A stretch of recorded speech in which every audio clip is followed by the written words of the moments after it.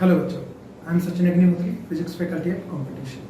तो आज अपन जो इंडियन नेशनल फिजिक्स ओलंपियाड हुआ है 2020 में,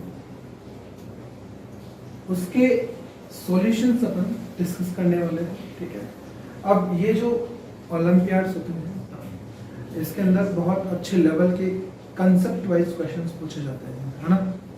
अब ये एडवांस पर्पस के लिए बहुत बेनिफिशियल होते हैं। मतलब आपने अगर कभी ऑब्जर्व किया हो, आपने अगर प्रीवियस ईयर के ओलंपियाड के क्वेश्चंस देखे हो, तो उसमें से बहुत सारे क्वेश्चंस का जो कंसेप्ट है वो एज इट इज उठ के एडवांस में पूछा गया है। ठीक है ना। तो मेरे हिसाब से अपन को जब एडवांस के लिए प्रिपेयर करना है तो ओलंपियाड के क्वेश्चंस को भी अपन को देखना चाहिए। ठीक है ना। तो अपन इसी को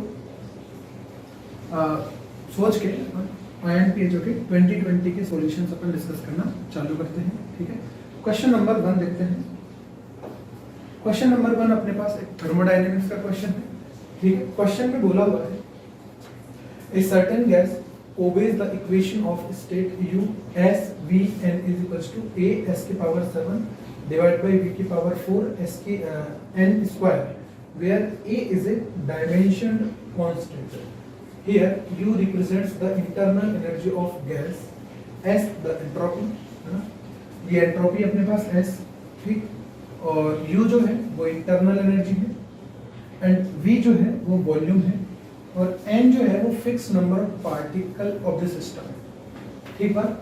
तो ये जो जनरली क्वेश्चंस होते हैं ओलंपियाड में, ये जैसे बीटेक फर्स्ट ईयर का कोई क्वेश्चन डाल दिया, है ना, या फिर वो लोग BSc MSc के क्वेश्चंस वो डाल देते हैं, है ना। थर्मोडायनेमिक्स जो भी कंसेप्ट अपने पास 11th 12th, मतलब ज्यादातर जो कंसेप्ट है वो 11th 12th से मैच ही करते हैं। ठीक है ना।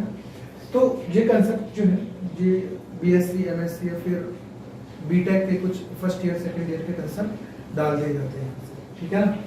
तो अपने पास फर्स्ट क्वेश्चन बोला गया है, एक इक्वेशन अपन को दी हुई है इंटरनल एनर्जी की A s की पावर 7 डिवाइड बाय V की पावर 4 n स्क्वायर, जहां पे S एंट्रोपी है, V वॉल्यूम है, n जो है वो टोटल नंबर ऑफ मॉलिक्यूल है, total number of particle atom जो भी बोलना है, और U is a internal energy. ठीक, let such a gas be filled in a box of volume V, ठीक है, and internal energy of the system is U.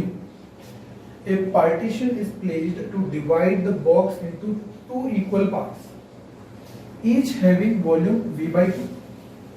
For each part, the internal energy is now alpha U and the dimensional constant is beta A. Obtained alpha and beta.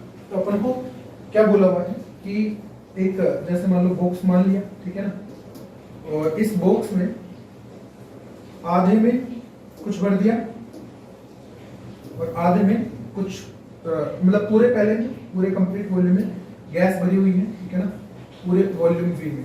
ठीक, अब इसको यहाँ से partition कर दिया इस तरीके से कि इसका वॉल्यूम हो गया आधा और इसका वॉल्यूम भी हो गया आधा।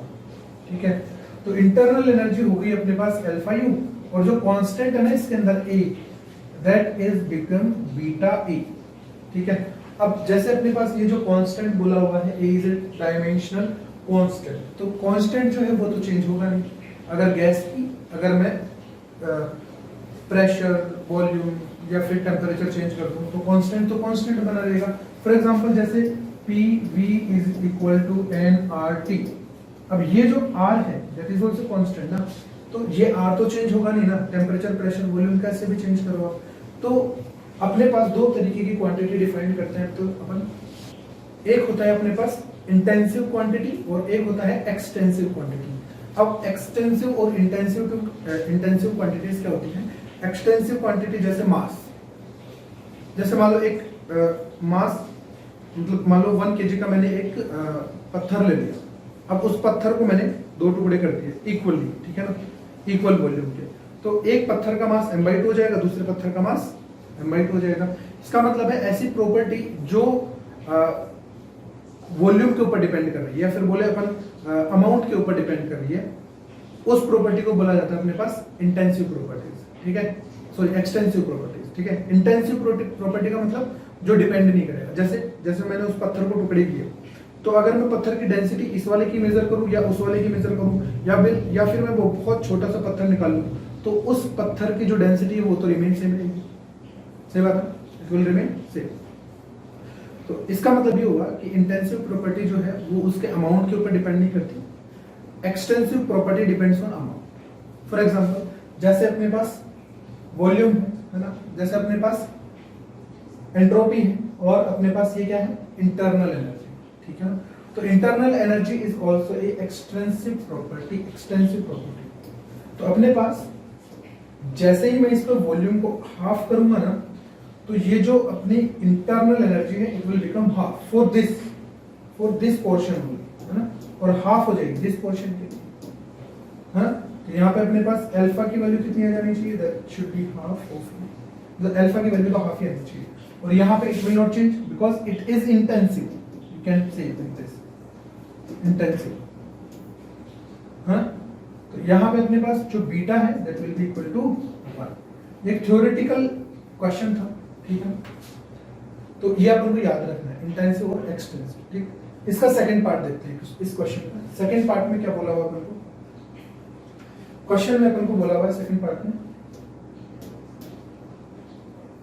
The temperature T can be expressed in terms of derivative of internal energy.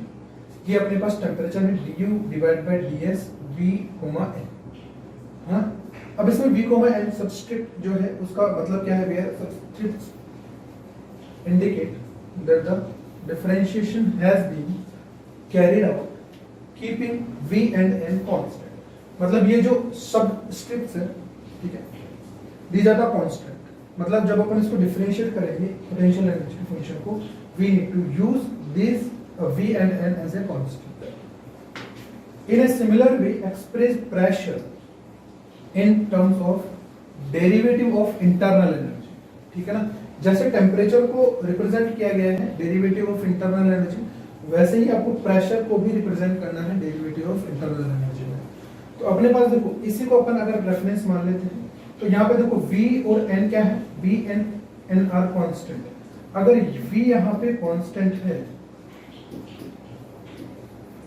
इसका मतलब चेंज इन वॉल्यूम हो गया अपने पास 0, मतलब आइसोकोरिक प्रॉपर्टी होगी, आइसोकोरिक प्रॉपर्टी। आइसोकोरिक में होता क्या है, इसमें जो वर्क डन होता है PD, ये तो अपने पास हो जाता है 0। इसका मतलब ये हुआ कि जो अपने पास dq होता है ना, that will be equal to only du। And dq अपन कैसे डिफाइन करते हैं, जैसे मान लो कि अपन एंट्रोपी को डिफाइन करते हैं, ठीक है। तो एंट्रोपी अपन कैसे डिफाइन करते हैं, ds is equals to dq divide by, this is how we represent entropy, uncertainty, ठीक है। तो अपने पास यहाँ पे dq is equals to du, या फिर मैं इसको लिख देता हूँ TdS इज इक्वल्स टू कितना हो जाना चाहिए, या फिर बस इतना ही होता है, यही बनना चाहिए अपने पास। तो यहाँ से जो टेम्परेचर है वो अपने पास क्या हो गया, temperature is equals to du divide by ds। अब यहाँ पे क्या कांस्टेंट है, v और n। तो जो इन्होंने बोला हुआ है वो अपने पास किस प्रोसेस के लिए बोला है, आइसोकोरिक प्रोसेस के लिए, ठीक है ना। v शुड बी कांस्टेंट, ठीक। अब अपन को चाहिए कि प्रेशर चाहिए in the derivative form of internal energy, ठीक है ना। तो अब अपन बात कर लेते हैं, जैसे अपने पास यहाँ पे आइसोकोरिक प्रोसेस है ना, वैसे अपन बात कर लेते हैं, जैसे मान लो for let's say adiabatic process की बात कर लेते हैं। एडियाबेटिक का मतलब हुआ कि अपने पास dq कितना बन जाना चाहिए, 0, हाँ। dq मतलब क्या, TdS इज 0। अगर TdS हो गया अपने पास 0, इसका मतलब क्या हुआ, ds अपने पास क्या हो गया 0। और अगर अपने पास एडियाबेटिक प्रोसेस है तो यहाँ पे जो एंट्रोपी इनिशियल है वही एंट्रोपी अपने पास फाइनल में रहेगी, मतलब एंट्रोपी जो होगी वो हो गई अपने पास कांस्टेंट, ठीक बात है ना। तो अपने पास इसको आप ऐसे बोल सकते हो आइसोएंट्रोपिक फंक्शन, ठीक है ना, आइसोएंट्रोपिक प्रोसेस, ठीक है। तो अपने पास dq बराबर 0, तो dq अपन क्या लिखते हैं, dq इज इक्वल टू अपन लिखते हैं du प्लस w, है ना, या फिर मैं बोल दूं पी डी भी बोल देता हूँ, ठीक है, इज इक्वल्स टू 0। तो अपने पास यहाँ से देखो प्रेशर कितना हो जाएगा, pressure is nothing but D U divide by D. अब यहाँ पे कौन सी चीज कांस्टेंट है अपने पास, S इज कांस्टेंट और M इज कांस्टेंट। तो अपने पास ये कांस्टेंट बन गया, तो अपने पास जो प्रेशर है ना वो डेरिवेटिव ऑफ इंटरनल एनर्जी है, ठीक। That is the answer of second question. Third question देखते हैं अपन इसे ना, थर्ड पार्ट सेम क्वेश्चन का। थर्ड पार्ट अपन क्या बोल रहा है, देखो find the equation of state of the given system relating P, T and V, pressure, temperature और वॉल्यूम, ठीक है। तो अभी अपन ने देखा कि प्रेशर अपने पास क्या था, minus of D U divide by D, ठीक है। तो अपन D U divide by D V निकाल देते हैं पहले। यू अपने पास फंक्शन ये रहा, देखो ए एस की पावर 7 डिवाइड बाय बी की पावर 4 एन स्क्वायर, ठीक है। तो मैं यहाँ पे यू फंक्शन लिख लेता हूँ, U is equals to A S की पावर 7 v की पावर 4 n स्क्वायर। तो इसका मैं डिफरेंशिएशन करूंगा v के रेस्पेक्ट में, then I will get 4a s की पावर 7 डिवाइड बाय v की power 5 n square. That's equation number 1, ठीक है। और इसको अपन डब्बे में बंद कर देते हैं। और ये प्रेशर हो गया, और टेम्परेचर के लिए इन्होंने खुद नहीं दिया।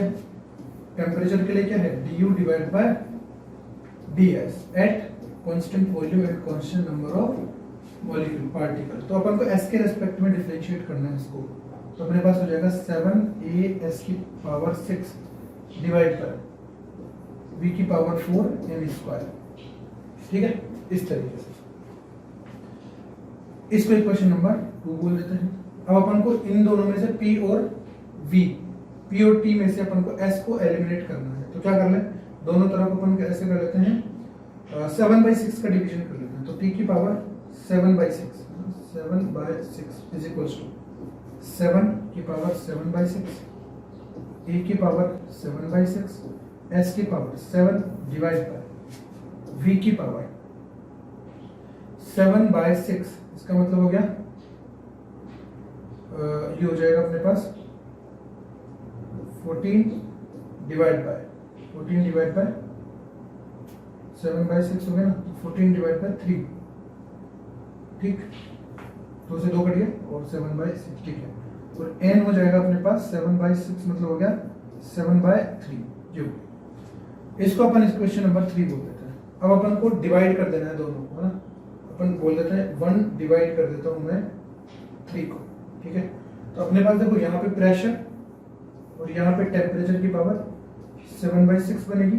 s गया यहाँ से 4 डिवाइड बाय 4 ऊपर रहेगा ना, और a की पावर 7/6 है, ये ऊपर जाएगी तो 1 माइनस 7/6, तो a की पावर बनेगी माइनस ऑफ 1/6, ठीक है। और s तो एलिमिनेट हो गया। अब दिस डिवाइड बाय दिस है ना, तो ये अपने पास ऊपर जाएगा, 5 में से कटेगा, तो 5 तिया 15, 15 में से एक गया तो 14, तो दैट विल बी 1/13, 1/3 सॉरी, 5 से 15 और एक 14, ये बन गया, ठीक। तो ये n की पावर 7/3 है ना, तो ये भी ऊपर जाएगी, तो 3 दूनी 6, तो n की पावर माइनस ऑफ 1/6 बनेगा 6।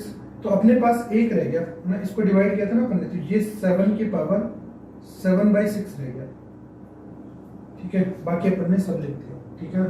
तो अपने पास इसको थोड़ा सा मैं अरेंज करके लिख देता हूँ। तो p इज इक्वल्स टू यहाँ पे आ जाएगा 4 n की पावर 1/6 डिवाइड बाय 7 की पावर 7/6 और a की पावर 1/6, ठीक है।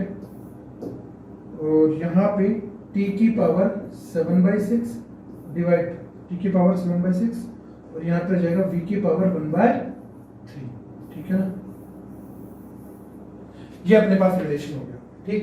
तो अब इस रिलेशन में देखो, ये जो अपने पास क्वांटिटी है ना, इस क्वांटिटी को अपन मान लो कोई कांस्टेंट बोल देते हैं। जैसे कि ये जो ब्रैकेट वाली क्वांटिटी है ना, जैसे दैट इज कांस्टेंट c, ठीक है। तो that is the complete relation between p, t and v। तो अपने पास इस रिलेशन को अपन कैसे लिख पाएंगे, p is equals to c t की पावर 7/6 डिवाइड बाय v की पावर 1/3। ठीक है, ये रिलेशन हो गया। That is the answer for part number 3। ठीक, नेक्स्ट पार्ट देखते हैं अपन इसका, डी पार्ट। यहां पे अपने पास एक साइक्लिक प्रोसेस गिवन है ना, ये वही सेम है। 1 mole of this gas execute A Carnot cycle ABCD between reservoirs at temperatures T1 and T2। ठीक है, T1 is greater than T2, obtain the heat change in the process AB, QAB and work done by the system in the process AB and BC। WAB, WBC of the cycle, express your answer only in terms of temperature T1 and T2, volume VA and VB and the other constants। तो अपन को चाहिए एक तो QAB चाहिए, obtain the heat change in the process AB। तो अपने पास देखो कौन कौन से प्रोसेस है, ये अपने पास आइसोथर्मल प्रोसेस है, और ये अपने पास आइसो या फिर एडियाबेटिक प्रोसेस है। ठीक है ना, और ये भी अपने पास क्या है, एडियाबेटिक, और ये अपने पास क्या है, आइसोथर्मल प्रोसेस। तो AB और CD these are the isothermal process, and BC और AD ये है अपने पास एडियाबेटिक प्रोसेस। ठीक, अब अपन को उसके लिए निकालना है QAB निकालना है, और WAB और WBC है ना, ये निकालना है अपन को इन terms of T1 T2 and VA and VB। तो अपने पास देखो A और B के लिए अपने पास QAB निकालना है ना अपन को, तो QAB के लिए क्या लिख लेते हैं अपन, देखो QAB, या फिर अपन ऐसे लिख लेते हैं, देखो जो एंट्रोपी है that is defined dq divide by T। यहाँ पे टेम्परेचर कितना है, देखो यहाँ पे टेम्परेचर अपने पास T1, यहाँ पे टेम्परेचर अपने पास T1, और यहाँ पे भी टेम्परेचर T1, आइसोथर्मल प्रोसेस है, और इस आइसोथर्मल प्रोसेस पे टेम्परेचर कितना है, T2, ऐसे बोला हुआ। ठीक है ना, तो अपने पास यहाँ पे T1 है, तो अपन इसको क्या लिखेंगे, dq is equals to T1 into BS।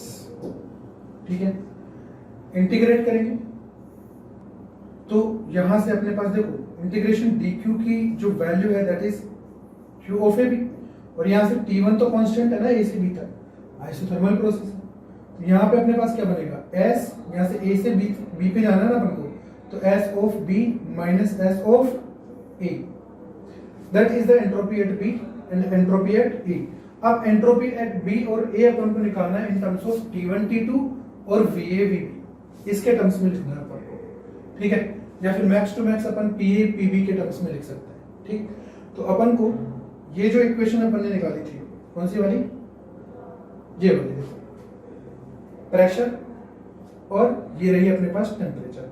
अगर मैं इन दोनों को डिवाइड कर देता हूँ, ठीक है, तो अपने पास S की पावर 7 यहाँ रह जाएगा, और एक V यहाँ पे रह जाएगा, n स्क्वायर कैंसिल हो जाएगा, a कैंसिल हो जाएगा, और 4 बचेगा और 7 बचेगा।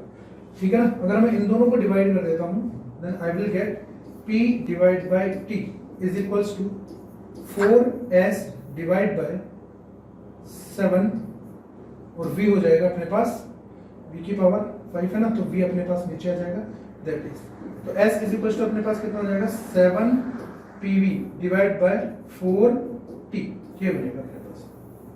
ये तो S हो गया है ना, तो S अगर मैं ये लिखना चाहता हूँ P और V के टर्म्स में, और यहाँ पे अपने पास है T, तो अपने पास केवल उस T1 के टर्म्स में लिखना चाहते हैं ना अपन, किसके टर्म्स में, इस T1 के टर्म्स में, क्योंकि यहाँ पे टेम्परेचर सेम है, TA is equals to TB, ऐसे भी लिख सकते हैं अपन, है ना, TA, या फिर मैं ऐसे लिख सकता हूँ TB SB minus of TA SB, क्योंकि दोनों टेम्परेचर सेम ही तो है, TA एंड TB।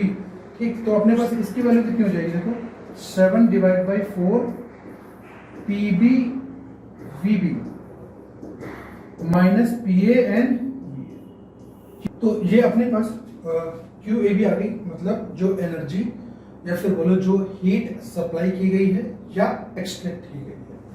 ठीक बात है, तो अपन अब बात करते हैं, अच्छा यहाँ पे अपन को पूछा किसमें है, T1 T2 और VA एंड VB के टर्म्स में पूछा ना, तो PB और PA की वैल्यू भी अपन को V और T के टर्म्स में पुट करनी पड़ेगी। इसका मतलब अपन को कौन सी इक्वेशन यूज करनी चाहिए, ताकि अपन P की वैल्यू पुट कर पाए। ठीक है, तो P की वैल्यू पुट करने के लिए अपने पास इक्वेशन है ये रही देखो, हाँ। अगर मैं पी बी लिखता हूं तो P B will be equal to how much, C T B की power 7/6 divide by V B की पावर 1/3। तो अपने पास पी बी की वैल्यू ये पुट करना है और पी ए की वैल्यू अपने पास बी की जगह ए लिख देंगे, ठीक है ना। तो अपने पास देखो क्या बनेगी, सी टी बी की पावर 7/6 और वी बी की पावर 1/3। तो अपने पास ये बनना चाहिए, यहाँ पे अपन ये लिख लेते हैं, देखो Q of A B is equal to 7/4, ठीक है। और यहाँ पे अपने पास हो जाएगा सी टी बी की पावर 7/6 और वी बी की पावर 1/3, और ये हो गया V B minus C T A की पावर 7/6 और वी ए की पावर 1/3, और ये हो गया वी ए, ठीक है। तो यहाँ पे हो जाएगा अपने पास 7c डिवाइड बाय 4, और यहाँ पे देखो टी बी की पावर 7/6 और ये हो जाएगा वी बी की पावर, ये ऊपर जाएगा 1 माइनस 1/3, तो ये हो जाएगा 2/3 माइनस टी ए की पावर 7/6 और वी ए की पावर 2/3। अब एक बात तो पक्की पता है कि टी ए और टी बी ये जो है ये सेम है किसके बराबर, T1 के बराबर। तो can take it common, T1 की पावर 7/6 डिवाइड बाय 4, यहाँ पे हो जाएगा VB की पावर 2/3 और VA की पावर भी 2/3, ठीक है ना। तो ये अपने पास हो गया QAB। अब अपन को चाहिए क्या, वर्क डन चाहिए AB का, है ना। AB प्रोसेस में कितना वर्क डन हुआ, तो AB जो प्रोसेस है वो आइसोथर्मल प्रोसेस है, और आइसोथर्मल प्रोसेस के अंदर जो वर्क डन लिखेंगे अपन वो क्या लिख पाएंगे, देखो अपन को वर्क डन लिखना है तो यहाँ पे लिख लेते हैं वर्क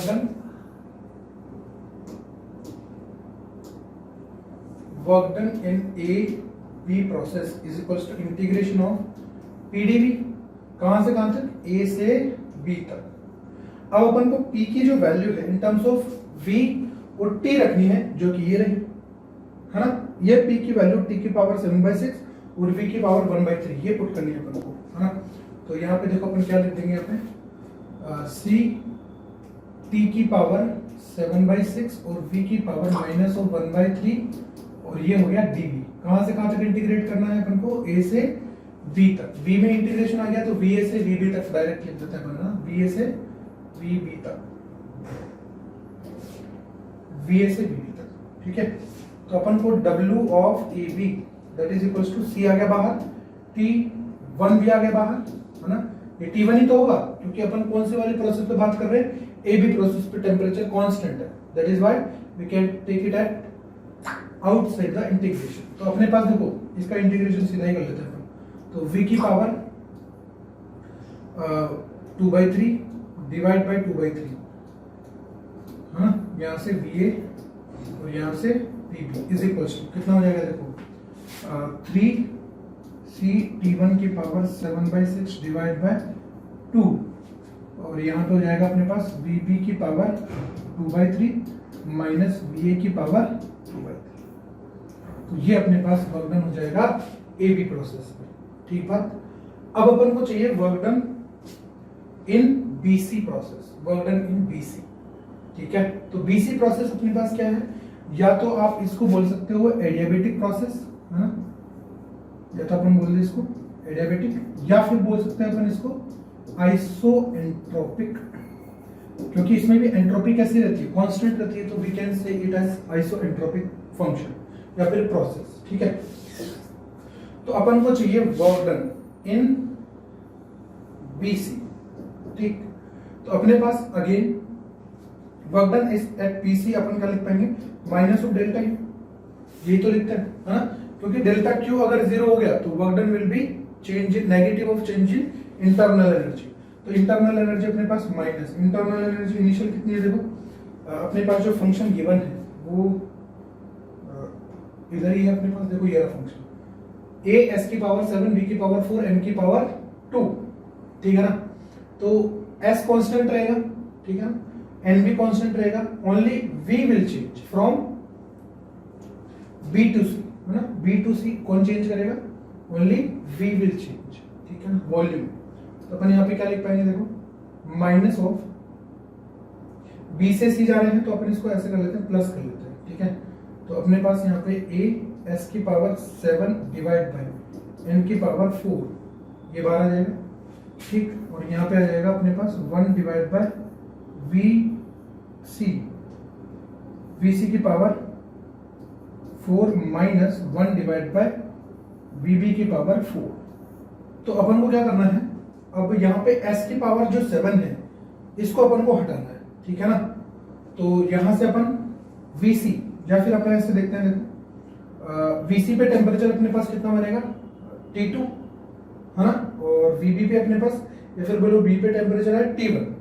तो अपन ऐसा कर लेते हैं इसको कि A divide by m square, यहाँ पे बनेगा S7 डिवाइड बाय Vc की power 4 minus S7 divide by Vb की पावर 4, है ना जी, ठीक है ना। तो अब अपन को क्या करना है, S अपन को जो एंट्रोपी है उसकी वैल्यू पुट करनी है अपन को इन टर्म्स ऑफ वॉल्यूम और टेम्परेचर। तो अपन को S जो है वो कितना बनेगा अपने पास, S जो बनेगा that is 7 C divide by 4 V की पावर 2/3 एंड T की पावर 1/6, ठीक है ना। ये वैल्यू अपन को इसमें पुट करनी, ठीक है। और यहां पे देखो S B is equals to S C है ना। इसका मतलब ये हुआ कि जो वी सी की पावर 2/3 एंड T2 की power 1/6 is equals to VB की पावर 2/3 एंड T1 की पावर 1/3। ये भी तो होगा क्योंकि S B is equals to, यहाँ पे 2 लिखो, यहाँ पे 1 लिखो, क्योंकि यहाँ पे टेम्परेचर कितना है, सेम है, और यहाँ पे वॉल्यूम अपने पास चेंज होता है, ठीक है ना। जैसे अपन ये वैल्यू पुट करते हैं इसमें, तो बाकी लास्ट में अपने पास वैल्यू जो है W ऑफ BC वो अपने पास निकल के आ जाता है, W of BC is equals to, थोड़ा सा लेंथी है ना, और इसमें सोल्व किया हुआ है देखो मैंने, तो इसमें 7C डिवाइड बाय 4 की पावर 7 VB की पावर 2/3 T1 की पावर 1/6, और यहाँ पे बनेगा finally T1 minus T2। So this is how you can solve this equation, है ना, and this is how you can solve this complete question, ठीक है ना। तो ये पहले क्वेश्चन का कंप्लीट एक्सप्लेनेशन है। सेकंड क्वेश्चन अपन चालू करते हैं, ठीक है। सेकंड क्वेश्चन देखो अपने पास क्या बोल रहा है। सेकंड क्वेश्चन में अपन को एक सिलेंडर दिया गया है इनफाइनाइट लेंथ का, ठीक है ना, और इसमें एक मैग्नेटिक फील्ड है जिसमें बोला हुआ है insulating uniformly charged cylindrical shell of radius a lies with its axis along the z axis, ठीक है ना। Uniformly charge cylinder shell of radius A axis z axis के along अपने पास ये रखा हुआ है, and the shell's moment of inertia per unit length, ये अपने पास गौर करने वाली बात है, per unit length about the z axis and the surface charge density is I and sigma respectively. The cylinder is placed in an external uniform magnetic field, ये भी z एक्सिस में है, BXZ cap, and is initially at rest starting at t is equals to 0. The external magnetic field is slowly reduced to 0. Initially कितना था, B of x, अब कितना हो गया 0 धीरे धीरे। What is the final angular velocity of omega of the cylinder, ठीक है। अब इस टाइप के जो क्वेश्चन है वो एडवांस में भी इसको पूछा गया है। इस साल भी एडवांस में एक शायद इसी टाइप का एक क्वेश्चन आया था, हाँ? जिसमें अपने पास इसको रोटेट किया हुआ था, मैग्नेटिक मोमेंट पूछा गया था, हाँ? वो उसका, ठीक है ना, उसकी वजह से जो टॉर्क की डायरेक्शन है वो सब कुछ पूछी गई थी अपन को, ठीक है। तो इसमें होगा क्या, देखो सबसे पहले तो अपन ये समझते हैं कि इसमें ओमेगा मतलब ये पहले स्टेशनरी है तो ये घूमेगा क्यों, हाँ, सबसे पहले तो अपन ये समझते हैं। मैग्नेटिक फील्ड अपने पास ऊपर की तरफ है, तो अगर मैं इसको ऊपर से देखता हूं, ठीक है, मतलब मैं इसको जेड एक्सिस से देखता हूं, तो मेरे को कैसा दिखेगा, ये एक सर्कल दिखेगा, और सर्कल के साथ जो मैग्नेटिक फील्ड है वो बाहर आता हुआ दिखाई देगा, that is the magnetic field, ठीक बात है। ये मैग्नेटिक फील्ड है और इसकी रेडियस मान लेते हैं अपन ए, जैसे कि गिवन है, ठीक है। डायमीटर 2 है तो रेडियस हो गई अपने पास a। तो इसकी जो मैग्नेटिक फील्ड है दैट इज BXZ कैप, मतलब बाहर की तरफ। तो इसको मैं लिख देता हूँ K कैप लिख देते हैं या Z कैप पे लिख देते हैं। ठीक है, z कैप बाहर की तरफ। ठीक, अब ये धीरे धीरे घट रही है। अगर ये घट रही है तो जो अपने पास लेंज लॉ है, या फिर मैं बोलूं कि अगर मैग्नेटिक फील्ड चेंज होता है तो वहां पे एक इंड्यूस्ड इलेक्ट्रिक फील्ड होता है, and you can find the direction of induced electric field by Lenz law also. ठीक है ना, कैसे? बाहर की तरफ मैग्नेटिक फील्ड है, बाहर की तरफ मैग्नेटिक फील्ड घट रही है, तो इसमें इंड्यूस्ड, अगर ये कंडक्टिंग होता तो यहाँ पे एक इंड्यूस्ड करंट होती। ठीक है, लेकिन यहाँ पे अपने पास क्या है, यूनिफॉर्मली चार्ज डिस्ट्रीब्यूटेड है, जिसके अपन को सरफेस चार्ज डेंसिटी गिवन है सिग्मा। ठीक है, that is surface charge density. ठीक, और अपन को इसका moment of inertia per unit length provided है। ठीक है, दैट इज आई। तो अगर मैग्नेटिक फील्ड बाहर की तरफ कम हो रहा है तो इसमें इंड्यूस्ड इलेक्ट्रिक फील्ड होगा अपने पास इस तरीके से, मतलब बाहर की तरफ बढ़ना चाहेगा magnetic field according to the Lenz law. मतलब इंड्यूस्ड इलेक्ट्रिक फील्ड होगा अपने पास किस डायरेक्शन में, एंटी क्लॉकवाइज डायरेक्शन। मतलब अपन, मैं केवल इंड्यूस्ड इलेक्ट्रिक फील्ड इसके टेंजेंट पे बना रहा हूं ना, वैसे तो सब जगह होगा, and that will be in circular direction. ये इंड्यूस्ड इलेक्ट्रिक फील्ड होगा कुछ इस तरीके से, और ये जो इलेक्ट्रिक फील्ड है इसकी अपने पास वैल्यू कितनी होगी, इंड्यूस्ड इलेक्ट्रिक फील्ड जो होगा अपने पास that will be R divide by 2 dB by dt, dB by dt, that is the rate of change of magnetic field with respect to time, that is the electric field which is produced ना। ये अच्छे से class में अपन को पढ़ाया जाता है। ठीक है ना, और अपने पास इस फोर्स की वजह से होगा क्या, इसमें एक टॉर्क जनरेट होगा। ये टॉर्क इसको क्या करेगा, ये इस टॉर्क को, ये टॉर्क जो है इस सिलेंडर को ऐसे घुमाएगा एंटी क्लॉकवाइज। ठीक है ना, अगर मैं इसको देखूं तो ये कैसे घूमेगा, ये ऐसे घूमेगा। ठीक है, किसी ओमेगा से घूमने लग जाएगा। अब ये कम होता जा रहा है ना, इसका मतलब इलेक्ट्रिक फील्ड जो है जब तक ये जीरो नहीं हो जाता तब तक इलेक्ट्रिक फील्ड रहेगा इसमें। अगर इलेक्ट्रिक फील्ड चेंज हो रहा है तो, सॉरी मैग्नेटिक फील्ड चेंज हो रहा है तो, ठीक है ना, तो अपने पास ये है ना ऐसे घूमने लग जाएगा ड्यू टू दिस टॉर्क। ठीक, अब ये अपन को टॉर्क निकालना है अपन को कि टॉर्क लगेगा कितना। ठीक,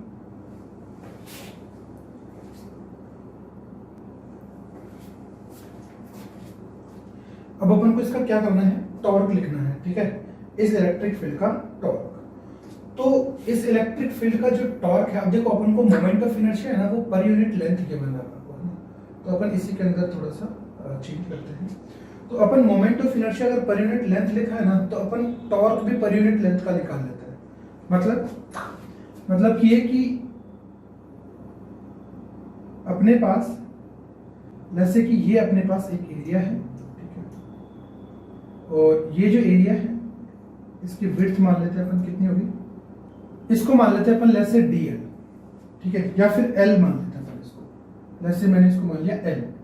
और अपने पास ये जो अपने पास रिंग बनेगी ना, एलिमेंटल रिंग मानी अपन ने, विड्थ कितनी है l, और इसकी रेडियस कितनी हो जाएगी, the radius of this ring will be a। तो इसके ऊपर जो चार्ज होगा ना दैट विल बी dq, या फिर अपन स्मॉल q मान लेते हैं अपन, ठीक है, स्मॉल q। ये अपने पास कितना हो जाएगा, sigma is charge density and 2 pi a is circumference, and length कितनी होगी अपने पास l, that will be the area of this strip. तो sigma into 2 pi a into l। तो अपने पास ऐसे करते हैं, टॉर्क जो आ गया ना, टोटल टॉर्क वो कितना आएगा, देखो dq या फिर q इंटू e, ये तो हो गया फोर्स, तो q into e is a force, और रेडियस अपने पास कितनी है, a रेडियस है, तो दैट विल बी e। ये कंप्लीट टॉर्क आया। अपन को चाहिए टॉर्क पर यूनिट लेंथ, ठीक है ना, तो यहाँ पे पहले अपन कंप्लीट टॉर्क लिख लेते हैं, ठीक है। तो टॉर्क अपने पास आ जाएगा 2 पाई a सिग्मा। इलेक्ट्रिक फील्ड अपने पास कितना है, ये r/2 dB by dt है ना, तो that will B a/2, r/2 मतलब radius, that is a/2 into dB by dt, ठीक। और ये हो गया QE, अब a बच गया, ठीक है। अच्छा एक लेंथ आ गई, इसमें लेंथ रह गई ना, तो a और ये हो गया लेंथ l, ठीक है। अब अपन को चाहिए टॉर्क पर यूनिट लेंथ, तो ये जो लेंथ है इसको डिवाइड कर देते हैं अपन, ठीक है। तो टॉर्क डैश लिख देता हूं मैं, दैट इज टॉर्क पर यूनिट लेंथ हो गया। तो अपने पास हो जाएगा 2 पाई a क्यूब, इसको थोड़ा ऊपर कर लेते हैं, 2 पाई a cube 2 pi A cube sigma, अच्छा 2 से 2 तो कट गया ना, 2 से 2 काट देते हैं ना, ये 2 से ये 2 तो कट गया, तो ये बचेगा अपने पास पाई A cube sigma, pi A cube sigma, और ये बनेगा अपने पास डीबी बाय dt। तो पाई बच गया, ए क्यूब बच गया, सिग्मा बच गया, और ये एल हो गया डिवाइड में, ठीक है ना। और ये जो टॉर्क है ना पर यूनिट लेंथ है, इसको मैं क्या लिख सकता हूं, आई इंटू एल्फा, और एल्फा को मैं क्या लिख सकता हूं, D omega divide by dt। अब इसको मैं डायरेक्ट एल्फा आई इंटू एल्फा क्यों लिख पा रहा हूं, क्योंकि जो मोमेंट ऑफ इनर्शिया है ना ये पर यूनिट लेंथ प्रोवाइडेड है अपन को। तो per unit torque is equals to per unit moment of inertia into alpha, ठीक है। तो अपने पास यहाँ पे देखो आई अपने पास यहाँ से dt से dt कट जाएगा, ठीक है। Then I will get pi A cube sigma db divide by I is equals to D of omega. Integrate कर देते हैं, ओमेगा इनिशियल से ओमेगा फाइनल, ओमेगा इनिशियल तो 0 था, और यहाँ पे डिफरेंशिएशन होगा मैग्नेटिक फील्ड इनिशियल से मैग्नेटिक फील्ड फाइनल, ठीक है। तो यहाँ से देखो क्या आ जाएगा अपने पास, that is omega final minus omega initial तो 0 था, तो ओमेगा फाइनल आ जाएगा अपने पास सीधा, तो that is pi A cube sigma divide by I magnetic field final minus magnetic field initial.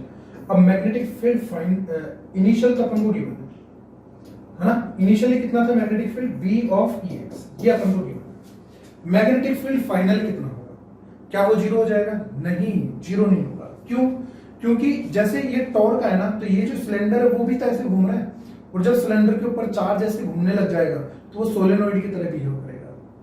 इसका मतलब है कि जब एक्सटर्नल मैग्नेटिक फील्ड 0 हो जाएगा तब उसके पास कोई ना कोई ओमेगा आ रहा होगा, है ना। मान लो कि जैसे कोई ओमेगा नोट से वो घूम रहा है, तो उस ओमेगा नोट की वजह से मैग्नेटिक फील्ड ऊपर की तरफ आएगा ना, तो वो मैग्नेटिक फील्ड अपने पास फाइनल बनेगा, ठीक है ना। Then after rotating this cylinder with omega final we will calculate the resulting magnetic field generated, ठीक है। और इसको यूज कैसे करेंगे, मतलब किस हिसाब से यूज करेंगे, we know the magnetic field of solenoid, ठीक। तो उसी की तरह अपन इसको यूज कर लेंगे, ठीक है ना, कि मैग्नेटिक फील्ड इनिशियल अपन को पता है, फाइनल कितना निकलेगा, ठीक। तो अपने पास मैग्नेटिक फील्ड जो होता है सोलेनोइड का, वो होता है अपने पास म्यू नॉट एन आई, ठीक है ना। कैसे घूमेगा वो, ऐसे घूमेगा, अगर मैं ऊपर से देख रहा हूं तो एंटी क्लॉकवाइज, तो अपने पास अगर ऐसे चार्ज घूम रहा है, ऐसे करंट फ्लो हो रही है रिजल्टेंट, और ये ऊपर की तरफ आएगा, ठीक है ना, मैग्नेटिक फील्ड। इस वजह से ये अपने पास, अगर मैं इसको वेक्टर लिखूं तो that will be in Z direction, ठीक। अब अपन को n number of turns per unit length भी नहीं पता, और करंट भी नहीं पता कि करंट कितनी फ्लो कर रही है, ठीक है। तो अपन को इसका रिजल्टेंट निकालना पड़ेगा कि ये किसके इक्विवेलेंट हो सकता है, ठीक है। तो इसको इक्विवेलेंट निकालने के लिए देखो अपन ऐसे समझ सकते हैं कि ये अपने पास सिलेंडर है, ठीक है, और ये घूम रहा है अपने पास ओमेगा से, ओमेगा से घूम रहा है, तो मान लेते हैं अपन ये एक एलिमेंट ले लिया अपन ने, तो ये भी ओमेगा से घूमेगा, तो इसमें चार्ज कितना हो गया, जैसे dq चार्ज में बोल देता हूँ, और इसको अपन मान लेते हैं ये कितना है, l लेंथ का है, इसकी रेडियस अपन ने अभी लिखी थी a, तो dq चार्ज कितना हो गया 2 पाई a into l into sigma. अब ये घूम रहा है ओमेगा से, है ना। तो अगर मैं करंट लिखूं तो करंट कितना होता है अपने पास dq डिवाइड बाय dt। तो या फिर मैं अगर मैं एवरेज करंट के बारे में बोलूं तो ऐसे लिख पाऊंगा, q कितना फ्लो कर गया, q फ्लो कर गया 2 पाई a l sigma divide by अपने पास हो गया ये time is 2 pi divide by omega, omega से घूम रहा है ना, तो अपने पास ये कितना हो गया, देखो ओमेगा a l सिग्मा, मतलब ये करंट हुआ ना, ये current is equals to omega a sigma और l। एक्चुअल में ये जो n मल्टीप्लाई आई है ना, ये क्या चीज है, ये करंट पर यूनिट लेंथ, क्योंकि यही तो है। देखो सोलेनोइड में होता क्या है, सोलेनोइड ऐसे होती है ना। अब अब जैसे मान लो कि इस लेंथ में कितने नंबर ऑफ टर्न्स आ गए, कितने नंबर ऑफ टर्न्स आ गए, अगर स्मॉल एन क्या होता है, what is small N, number of turns per unit length, सही बात है ना। इसका मतलब इसके अंदर अगर एक इसमें करंट आई फ्लो कर रही है, तो अगर मैं इसको n मल्टीप्लाई आई लिखूं तो मैं क्या लिखूंगा, n into I divide by L. तो ये n इंटू आई क्या चीज है, what is n into I, that is complete current ना। कितने इसमें अपने पास रिंग्स आ रही हैं, n नंबर ऑफ रिंग्स, तो टोटल करंट कितनी होगी, n इंटू आई। तो पर यूनिट लेंथ लिखेंगे तो l से डिवाइड करना पड़ेगा। इसका मतलब क्या हुआ, इसका मतलब ये हुआ कि स्मॉल n इंटू आई जो है वो अपन किसके इक्विवेलेंट लिख सकते हैं, I डिवाइड बाई L, ठीक है ना। तो that will be omega A into sigma. We can write this magnetic field like this. तो अपने पास रिजल्टेंट जो मैग्नेटिक फील्ड बनेगा ना, व्हाट विल बी दिस, जो कि अपने पास फाइनल मैग्नेटिक फील्ड बनेगा due to rotation of this cylinder with omega. Omega final से ओमेगा ऑब्वियस सी बात है ना। तो ओमेगा या फिर अपन डायरेक्ट लिख सकते हैं magnetic field final, that is equals to mu naught N I की जगह अपने पास क्या हो गया, ओमेगा। ओमेगा मतलब कौन सा, फाइनल वाला ओमेगा ना, वो कांस्टेंट बना रहेगा। तो जब कांस्टेंट बना रहेगा तो मैग्नेटिक फील्ड चेंज होगा नहीं, इंडिविजुअल इलेक्ट्रिक फील्ड आएगा नहीं, तो वो उसमें ना तो टॉर्क आएगा ना फोर्स लगेगा, ठीक है। तो omega F A into sigma. अब ये वैल्यू अपन इस इक्वेशन में पुट कर लेते हैं, कौन सी वाली में, ये वाली जो निकाल लेता है, अपन इसे यहाँ पे लिख लेते हैं। देखो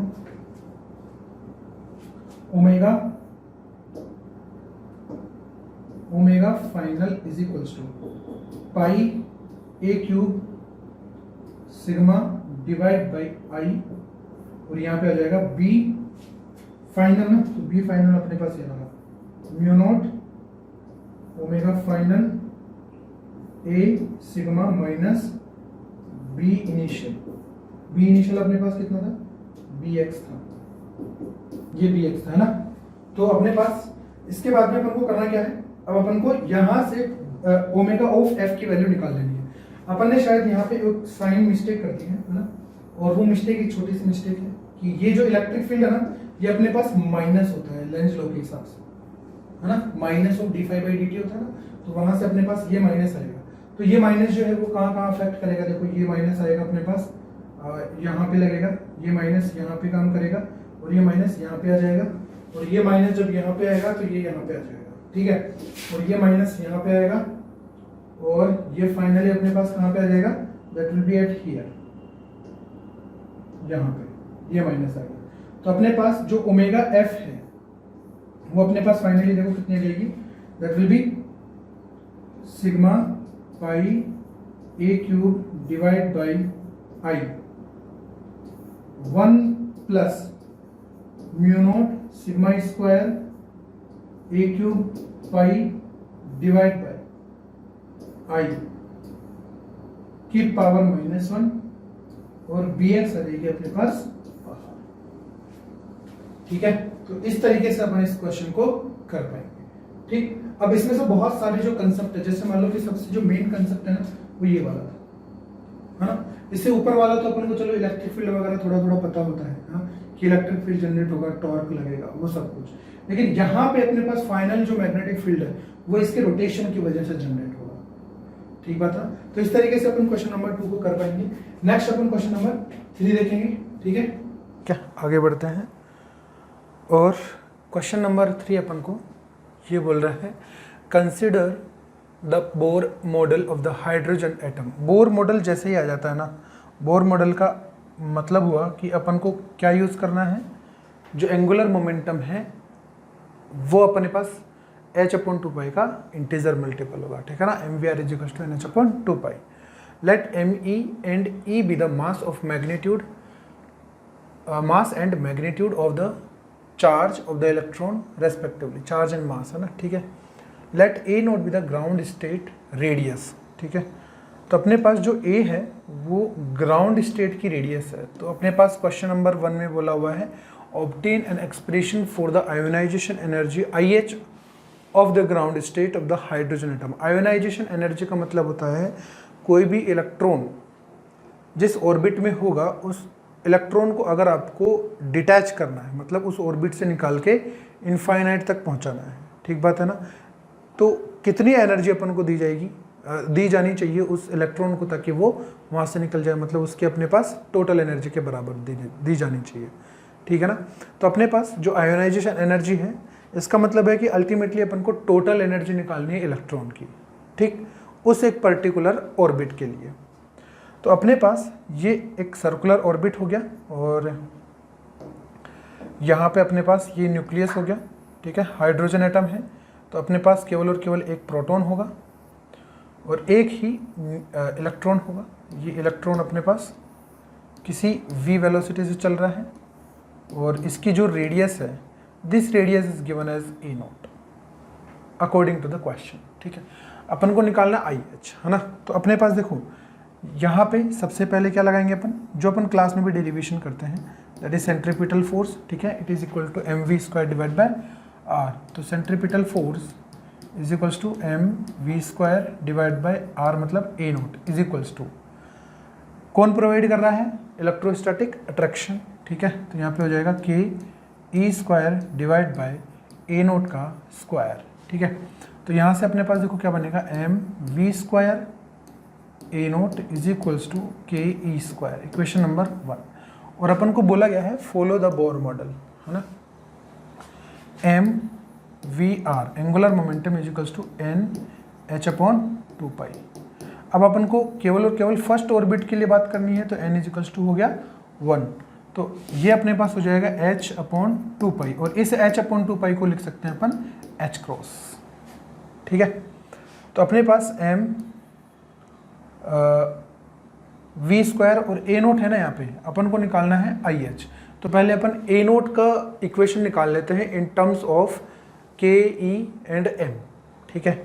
तो अपने पास a नॉट का टर्म निकालना है, तो अपने पास यहाँ पे क्या करना पड़ेगा, v का टर्म से यहाँ से निकाल लेते हैं अपन। v इज इक्वल्स टू अपने पास r इज इक्वल्स टू कितना हो जाएगा, h नॉट। तो h× डिवाइड बाय, यहाँ से अपने पास h× आ जाएगा, नीचे की तरफ आएगा m a नॉट। अब ये वैल्यू अपन यहाँ पे पुट कर सकते हैं, ठीक है। तो यहाँ पे अपने पास देखो कितना बनेगा, m h× divide by m² a naught square multiply a naught is equals to ke², ठीक है। k और k जो है ना अपने पास, इसको भी अपन पुट कर सकते हैं, ठीक है, जो कूलम्स कांस्टेंट है 1/4πε0 से। तो यहाँ से देखो अपने पास एक a नॉट बच जाएगा, तो a naught is equals to अपने पास कितना आ जाएगा, h× डिवाइड बाय ke²m, एक m बच जाएगा, ठीक है ना। तो ये अपने पास फर्स्ट ऑर्बिट की रेडियस आ गई है h×ke²m। अब अपने पास फर्स्ट ऑर्बिट की रेडियस आ गई ना, अब अपन को चाहिए कि ये जो इलेक्ट्रॉन है ये कितनी काइनेटिक एनर्जी और इसकी कितनी पोटेंशियल एनर्जी है, तो टोटल एनर्जी मिल जाए अपन को बस, है ना। तो वही कितनी वही क्या हो जाएगी, वही आयोनाइजेशन एनर्जी हो जाएगी। जो टोटल एनर्जी है इलेक्ट्रॉन की, उतनी ही एनर्जी अपन उसको अगर दे दें तो इलेक्ट्रॉन अपने पास बाहर निकल जाएगा, ठीक है ना। तो अपने पास जो टोटल एनर्जी है, total energy that is equals to potential energy plus kinetic energy. तो पोटेंशियल एनर्जी क्या लिखेंगे, minus of ke² kq1 q2 divide by r²। तो r² की जगह, सॉरी r² नहीं r केवल, तो यहाँ पे काइनेटिक एनर्जी हाफ mv² लिखेंगे यहाँ पे, है ना। तो यहाँ से देखो mv² की वैल्यू यहाँ से अपन पुट कर सकते हैं, ये रहा देखो mv², because we are going to write IH in terms of a nought, है ना। और you can put the value of a nought in this equation also directly after the derivation. तो mv² की वैल्यू अपने पास हो जाएगी ke² divide by a nought, है ना। तो यहाँ से अपन लिख देंगे minus of ke² divide by a not plus ke² divide by 2a not, ठीक है। तो एक में से आधा गया तो आधा बचा, डिवाइड बाय 2a नॉट, और ये हो गई अपने पास टोटल एनर्जी, ठीक है। और अपन को अगर आयोनाइजेशन एनर्जी के बारे में बात करनी है, तो ionisation energy is equals to mod of total energy, मतलब इसका जो पॉजिटिव पार्ट होगा that will be your ionisation energy. तो IH इज इक्वल्स टू अपने पास कितना हो जाएगा, ke² divide by 2a nought, that will be the ionisation energy, ठीक है ना। अगर मैं इस इलेक्ट्रॉन को इतनी एनर्जी प्रोवाइड कर देता हूँ तो ये इलेक्ट्रॉन बाहर निकल जाएगा, मतलब अपने जो ऑर्बिट है उसको छोड़ के इनफाइनाइट पे पहुंच जाएगा। ठीक है, इसका सेकंड पार्ट देखते हैं अपन। सेकंड पार्ट देखो क्या बोल रहा है। सेकंड पार्ट बोल रहा है consider a singly ionised helium atom He+ obtained the ground state ionization energy IH of helium plus in terms of IH। ठीक है ना, तो इसके अंदर कहाँ कहाँ पे अपने पास चेंज आएगा देखो। एक तो अपने पास हो जाएगा mv² डिवाइड बाय a, या फिर यहाँ पे अपने पास रेडियस a0 तो रहेगी नहीं, a0 तो उसमें थी, इसमें मान लेते हैं अपन r रेडियस है। हीलियम प्लस के बारे में बात कर रहे हैं, और k, और इसमें अपने पास न्यूक्लियस के पास चार्ज होगा Z/E। वैसे तो 2 ही होगा है ना, हाइड्रोजन हीलियम, 2 अपने पास इसमें प्रोटॉन होंगे, लेकिन अपन इसको Z ही मान लेते हैं। ठीक है, जेनेरिक आंसर निकालने के लिए। तो ये अपने पास हो जाएगा r²। ठीक है ना, तो यहाँ से बनेगा अपने पास mv²r is equals to kZe²। Let's say equation number 1। ठीक है, फिर सेकंड बात करते हैं अपन। अपने पास हो जाएगी mvr is equals to h×।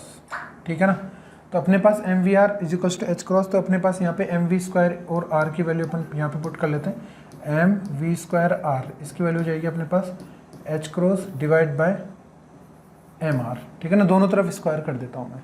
ठीक, तो अपन इन दोनों को क्या कर देते हैं, इक्वेट कर लेते हैं। तो यहाँ पे जैसे मैं इक्वेट करूँगा तो kZe² is equals to h× divide by mr हो जाएगा।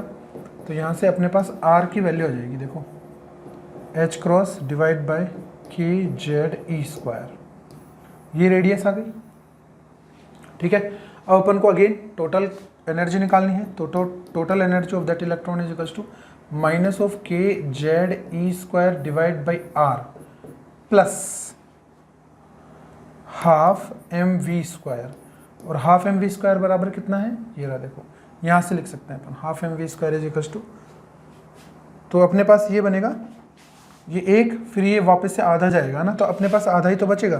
तो minus of kZe² divide bye 2r। अब r की वैल्यू अपन यहाँ से पुट कर सकते हैं। देखो, एक r ये है और एक अपने पास r था a0 के टर्म्स में, अगर मैं लिखना चाहूँ, क्योंकि अपने पास ये जो IH आ रही है ना, IH के टर्म्स में लिखना है अपन को, तो a0 लिखना पड़ेगा अपन को r की जगह।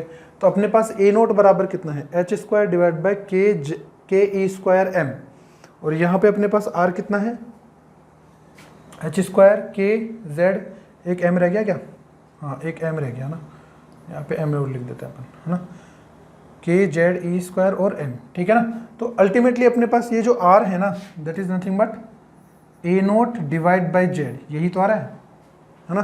तो इसमें अपन a0 डिवाइड बाय z कर देते हैं। तो यहाँ से देखो कितना आएगा, minus of kZ² E² divide by 2a0 आ जाएगा यहाँ पे, है ना। तो अपने पास जो आयनाइजेशन एनर्जी हो जाएगी, अब इसका पॉजिटिव पार्ट मतलब Z² को बाहर निकाल लेते हैं, और बाकी अपने पास ke² डिवाइड बाय 2a0। तो ये अपने पास क्या बन गया, that is nothing but IH, और Z अपने पास हीलियम के लिए कितना होगा 2, that is why that is 4IH। ये अपने पास इसकी 4 गुना आयोनाइजेशन एनर्जी हो जाएगी, किसकी, हीलियम प्लस की, है ना। अगर IH is ionisation energy of hydrogen. ठीक है, तो इस तरीके से अपन इसको कर पाएंगे। इसका थर्ड पार्ट देखते हैं अपन। थर्ड पार्ट में देखो क्या बोला हुआ है, now consider a 2 electron system with arbitrary atomic number Z। चलो ठीक है, use the Bohr model to obtain the ground state radius in terms of a0 Z। assume the 2 electrons are in same circular orbit as far apart of possible। मतलब सबसे ज़्यादा दूर है, एक ही orbit में 2 इलेक्ट्रॉन हैं, ठीक है ना, और दूर है सबसे ज़्यादा। इसका मतलब कि वो दोनों डायमेट्रिकली होंगे, है ना, डायमेट्रिकली अपोजिट साइड पे होंगे। तो अपने पास देखो डायग्राम कैसा बनने वाला है, ये और यहाँ पे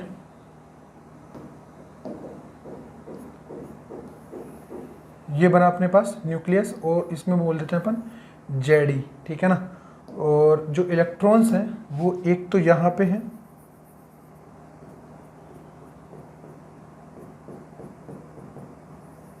और एक यहाँ पे है, और दोनों के दोनों जो इलेक्ट्रॉन हैं वो सेम वेलोसिटी से जा रहे हैं। ठीक है ना, और इसकी रेडियस r और इसकी भी रेडियस r मान लिया अपन ने, ठीक है। तो अभी अपन ने जैसे किया था, ये इलेक्ट्रॉन है और ये भी क्या है, इलेक्ट्रॉन है, ठीक।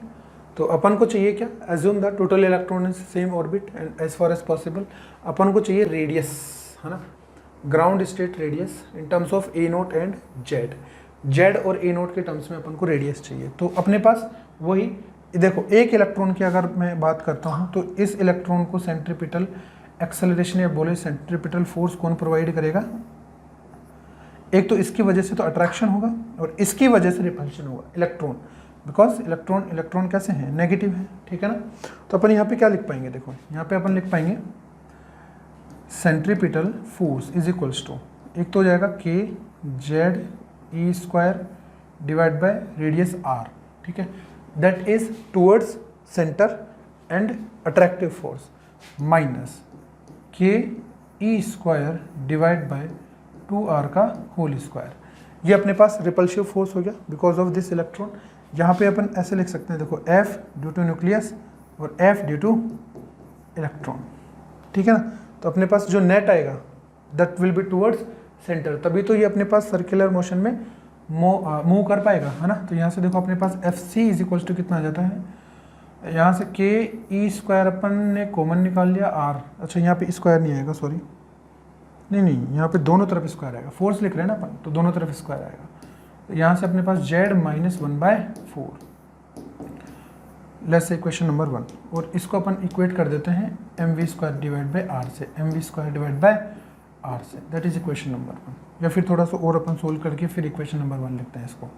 तो यहाँ से देखो अपने पास बनेगा mv square r is equals to k e square z minus 1/4, assume this is equation number 1, ठीक है। सेकेंड इक्वेशन वही अपने पास mvr is equals to h cross, because we are talking about only for first orbit, ठीक है ना, h cross. तो इस पे वापस से स्क्वायर कर देते हैं अपन, यहाँ से अपने पास क्या बनेगा, देखो mv square r is equals to h cross square divide by mr, ये वैल्यू इक्वेट कर देते हैं यहाँ से, है ना। तो अपने पास देखो क्या बनेगा, h cross divide by mr is equals to k e square z minus 1/4। तो r अपने पास कितना हो जाएगा, देखो h cross divide bye m के ई स्क्वायर z माइनस 1/4, ये अपने पास r हो गया, r for a particular z, ठीक है। तो अपने पास थर्ड पार्ट में यही बोला हुआ है, use the Bohr model to obtain the ground state radius this in terms of A note and Z nought. अब अपन को ए नोट और चाहिए ना, तो ए नोट अपन क्या लिख पाएंगे, देखो ए नोट को अपन ने लिखा था ये रहा, h क्रॉस डिवाइड बाई के ई स्क्वायर एम, तो अपन को h क्रॉस के ई स्क्वायर एम, तो अपने पास यहाँ पे r ऑफ जेड, ये पूरा जो कार्यक्रम है ना, कौन सा वाला, ये वाला कार्यक्रम, इसको अपन ने ए नोट बोला है ना, तो that will B A note divide by Z minus 1/4, ठीक है ना। तो ये अपने पास आसान सा, ये एक क्वेश्चन आसान था थोड़ा सा, है ना। और ये वाली जो कैलकुलेशन है ये अपन क्लास में भी करते हैं बहुत अच्छे से, ठीक है, डेरिवेशन करते हैं। तो अपने पास इसका ये थर्ड पार्ट भी सोल्व हो गया है, ठीक। अब अपन देखते हैं नेक्स्ट क्वेश्चन क्या बोलना चाह रहा है, ठीक। नेक्स्ट अपने पास पार्ट है इसका, उसी क्वेश्चन का डी पार्ट है ना, derive an expression for the first ionisation energy I z for the two electron system with arbitrary z in terms of z and I IH। ये चीज़ अभी ना रिकॉर्ड नहीं हो पाई थी, तो मैं समझा देता हूँ मैंने क्या क्या किया इसमें बोला गया है, देखो derive an expression for the first ionisation energy IZ for two electron system with arbitrary z in terms of z and IH। मतलब ये हुआ कि अपन को फर्स्ट इलेक्ट्रॉन को निकालने के लिए कितनी एनर्जी चाहिए। तो ये वाला क्वेश्चन अपन ऐसे सोच सकते हैं कि जैसे मान लो अपन को initial total energy of system और final total energy of system, अगर इन दोनों का डिफरेंस मेरे को पता लग जाए, इसका मतलब मेरे पास क्या जाएगी, जो मैंने उसको एनर्जी प्रोवाइड किया या फिर मैंने बोला कि उस इलेक्ट्रॉन को निकालने के लिए जो एनर्जी मैंने उसको दी है, ठीक है ना। मतलब इनिशियल सिस्टम की एनर्जी, टोटल एनर्जी, और फाइनल सिस्टम की टोटल एनर्जी, अगर उन दोनों का अपने पास क्या मिल जाए, डिफरेंस मिल जाए, that will be the first ionisation energy of IZ। सही बात है ना। तो अपन ने क्या किया, अपन ने इसके अंदर कर लिया है कि जो काइनेटिक एनर्जी बनेगी ना, टोटल काइनेटिक एनर्जी, वो दोनों इलेक्ट्रॉन घूम रहे हैं, तो टोटल काइनेटिक एनर्जी अपने पास ये कैलकुलेशन करने के बाद ये बन गई। टोटल पोटेंशियल एनर्जी अपने पास ये कैलकुलेशन करने के बाद में ये बन गई, ठीक है ना। तो अल्टीमेटली अपने पास जो टोटल पोटेंशियल टोटल एनर्जी जो बन रही है सिस्टम की बिफोर 1 इलेक्ट्रॉन इज रिमूव्ड, है ना, वो इतनी बन रही है। और फाइनल अपने पास कितनी बनेगी, अगर मैं यहाँ पे लिखूँ टोटल एनर्जी इनिशियल, तो that will B how much, -2 of IHZ - 1/4 का होल स्क्वायर। इक्वेशन नंबर कुछ भी मान लो, लेट्स से E, ठीक है ना।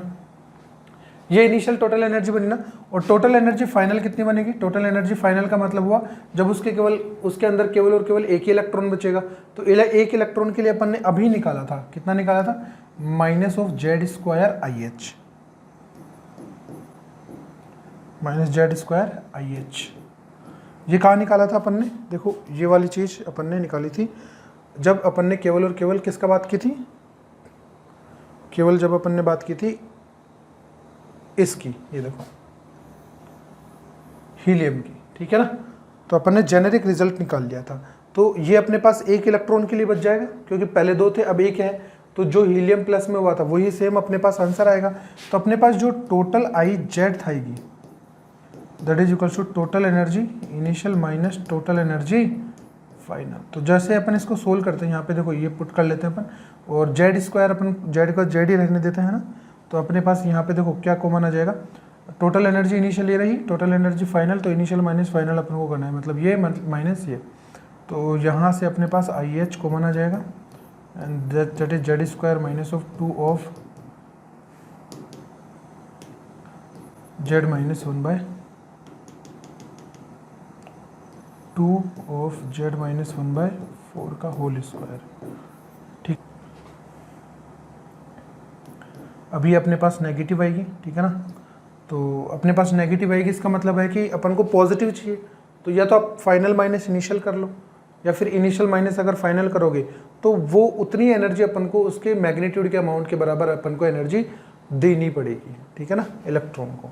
तो यहाँ से देखो आंसर बन जाता है अपने पास IH ऐसे कैसे, और इसको जैसे मैं सोल्व करूँगा आई विल गेट Z² - Z + 1/8, ठीक है ना। तो ये अपने पास एनर्जी आ गई पहले आयोनाइजेशन के लिए, पहले इलेक्ट्रॉन को बाहर निकालने के लिए, ठीक बात है ना। तो इसका जो पॉजिटिव पार्ट होगा, है ना, मतलब इसका जो मैग्नीट्यूड वाला पार्ट होगा that will be your answer, ठीक है ना। तो इस तरीके से अपन ने 3 क्वेश्चन डिस्कस कर लिया है, ठीक है। बाकी के 2 क्वेश्चन अपन नेक्स्ट वीडियो में अपन डिस्कस करेंगे, ठीक है।